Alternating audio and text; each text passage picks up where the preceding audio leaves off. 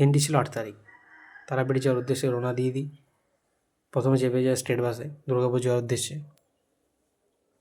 তো স্টেট বাসে ভাড়াটা কম বেসরকারি বাসের তুলনায়, সেই কারণে স্টেট বাসে চেপে যায়।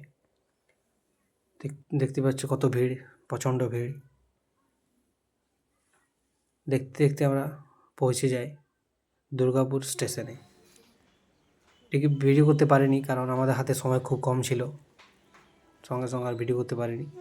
তো দেখো আমরা ট্রেনে চেপে যাই, লোকাল ট্রেন, 20 টাকা ভাড়া বর্ধমান পর্যন্ত। তোমাদেরকে বাইরের দৃশ্যটা দেখাই, খুব সুন্দর দৃশ্য। ট্রেনে যাওয়ার মজাটাই খুব আলাদা। আশা করি তোমরাও ট্রেনে গিয়েছো অনেকেই, তো বুঝতে পারবে। দেখতে দেখতে আমরা পৌঁছে যাই বর্ধমান জাংশনে। বর্ধমান থেকে রামপুরহাট ভাড়া হচ্ছে 55 টাকা এক্সপ্রেসে, আর লোকাল হচ্ছে 25 টাকা। তোমাদের যেটা সুবিধা সেটাতে তোমরা যেতে পারো খুব কম খরচে। আমরা টিকিট কাটার সময় আমার ভিডিও করা হয়নি, সময় পাইনি। আমরা ওয়েট করছিলাম, সঙ্গে সঙ্গে একটা ট্রেন চলে গেলো হাওড়া দিকে। অবশেষে আমরা পৌঁছে যাই রামপুরহাটে। ভিডিও করতে পারিনি ব্যাপক ভিড় এক্সপ্রেসে।